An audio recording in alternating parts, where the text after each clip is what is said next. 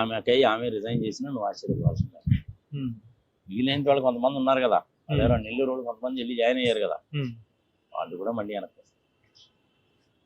అంటే గుర్తుపెట్టుకో, వైఎస్ఆర్సీపీ నుంచి బయటికి పోయి మళ్ళీ వైఎస్ఆర్సీపీలోకి వస్తారు. కానీ తెలుగుదేశం పార్టీని వదిలిపెట్టి వైఎస్ఆర్సీపీలోకి వచ్చిన వాళ్ళు మళ్ళీ తెలుగుదేశంలోకి పోరు.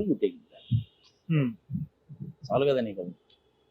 కళ్ళకి ఎదురుగా అభివృద్ధి కనపడతా ఉంది, సంక్షేమం ఏందో కనపడతా ఉంది. 2,60,000 కోట్ల రూపాయలు అనేటువంటిది ప్రజలకు పంచిపెట్టిన వాట మాత్రం కనపడతానే ఉంది. నీకు 700 కోట్ల రూపాయల ఉద్దానం ప్రాజెక్టు కనపడతా ఉంది. వెలిగొండ 2 టన్నల్స్ ఓపెనింగ్ కనపడతా ఉంది. కుప్పంలో నీళ్ళు వచ్చింది కనపడతా ఉంది. కడపలో స్టీల్ ప్లాంట్ కనపడతా ఉంది. 17 మెడికల్ కాలేజీలు కనపడుతున్నాయి. కేంద్ర ప్రభుత్వంలో 16 లక్షల ఉద్యోగాలు అని చెప్పి వాళ్లే చెప్పారు. 1,00,000కు పైగా చిన్న చిన్న ఇండస్ట్రీస్ వచ్చిన సంగతి చెప్తుంది.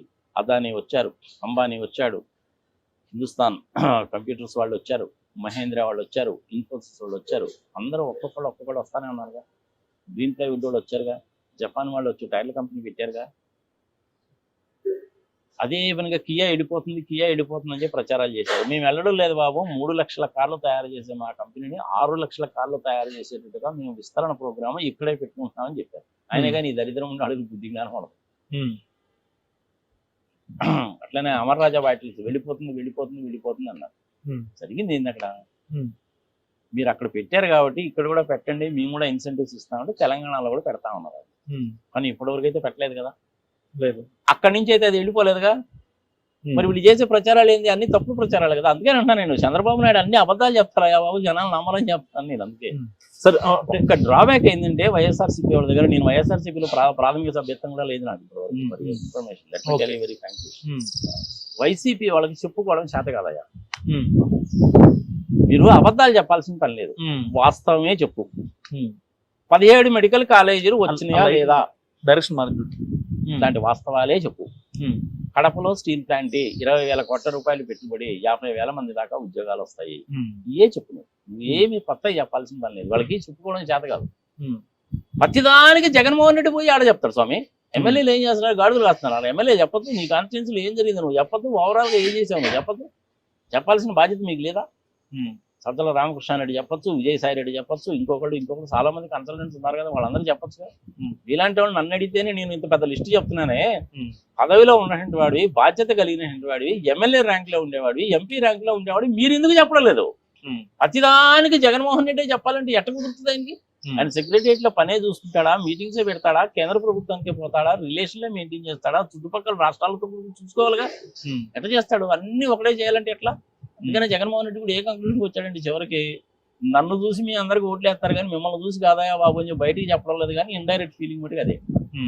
జగన్మోహన్ రెడ్డిని చూసి 80% వేస్తే అక్కడ ఉండే లోకల్ క్యాండిడేట్ని చూసి 20% వేస్తారు. గెలవడం గ్యారంటీ అబ్బా. మళ్ళీ వాళ్ళు 120 సీట్లు తగ్గకుండా గ్యారంటీకి వస్తాయి. మోడీ గారి ధీమా కూడా అదే.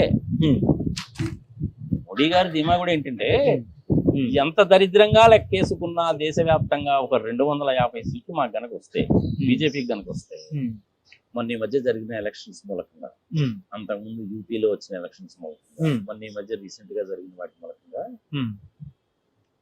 ఎంత లోయెస్ట్ లెవెల్లో వేసుకున్నా, పెసిమిస్టిక్ గా ఆలోచించినా కానీ 250 మనకు గ్యారంటీగా వస్తాయి. ప్రభుత్వం ఫామ్ చేయాలంటే 272 కావాలి. జగన్మోహన్ రెడ్డి గారితో మంచి రిలేషన్స్ ఉన్నాయి, అన్నిటికీ సపోర్ట్ చేస్తున్నాడు.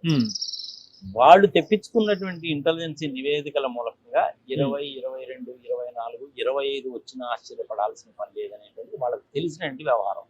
ఇండిపెండెంట్ గా చేయించుకున్నారు వాళ్ళ ఇంటెలిజెన్స్ వర్గాల ద్వారా. 20 వచ్చినాయి అనుకో, 250 + 20 అంటే 270 అయిపోయినాయిగా.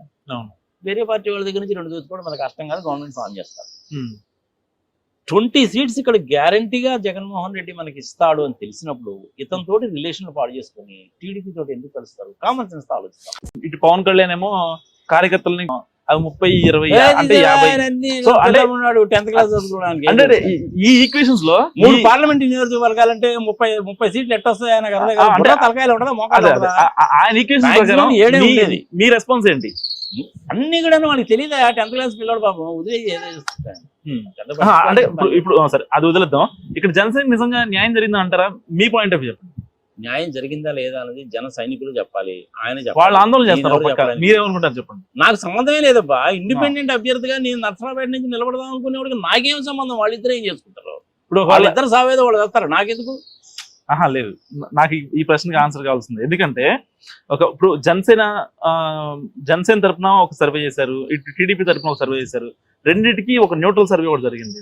సో జనసేన ఇటు టీడీపీ చేసిన 2 సర్వేల్లో దాదాపు అటు ఇటు ఒక +-3% అటు ఇటు ఓట్ షేర్ చూపించుకున్నారు.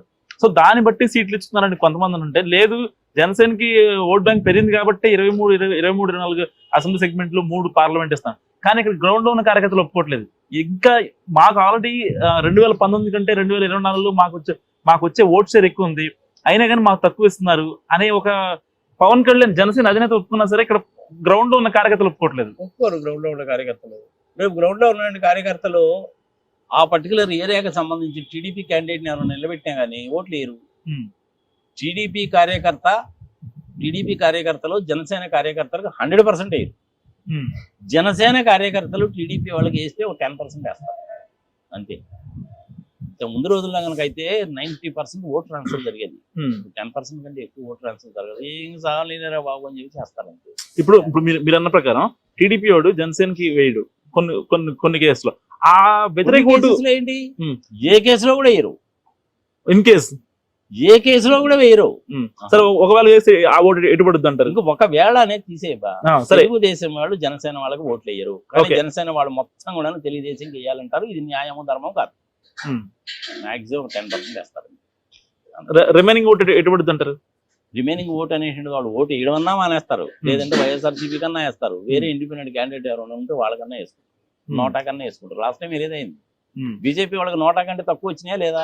మరి నోటా ఛాన్స్ ఉంది కాబట్టి నోటాకి వేసుకుంటారు, తప్పేముంది.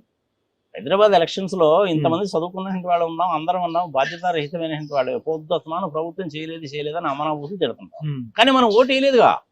46%గా హైదరాబాద్ లో. అదే విధంగా రేపు అక్కడ కూడా జరుగుద్ది. పెయిడ్ హాలిడే ఇచ్చినా కానీ జనాలు వెళ్ళి ఓటు వేయలేదు. ఏదైనా సరే వేయరు అంతే. ఇష్టం ఉంటే వేస్తారు, కష్టం ఉంటే వేస్తారు. ఆయన ఇదంతా కూడాను ఇంకా కొంతకాలం మాత్రమే ఉంటుంది. ఈసారి 2029 వచ్చేసరికి నీ ఇంట్లో రేపు నువ్వు పోలింగ్ బూత్కి వెళ్ళి పని కూడా ఆ సిస్టమ్ వస్తుంది సార్. ఒక్కొక్కటి చిన్నగా ఇంట్రొడ్యూస్ చేస్తాను కదా. ఈవీఎంలు చక్కగానే పనిచేస్తున్నాయి. చంద్రబాబు నాయుడు నేను లాస్ట్ టైం అంటాడు, ఆయన నేను ఓటు ఎవరికి వచ్చానో నాకే తెలియట్లేదు అంటాడు. ఇది మరి నోటు ప్యాడ్ కనపడుతుంది కదా నీకు, వివి ప్యాడ్ కనపడుతుంది కదా, నీ ఓటు ఎవరికి వేసిన స్లిప్ కనపడుతుంది కదా, చూసుకోవద్దా ఓటు వేయడానికి పోయినాడు. మరి ప్రపంచానికి అంతా నీతులు చెప్తావు, నువ్వు ఓటు ఎవరికి వేసావు నువ్వు చూసుకోవద్దా?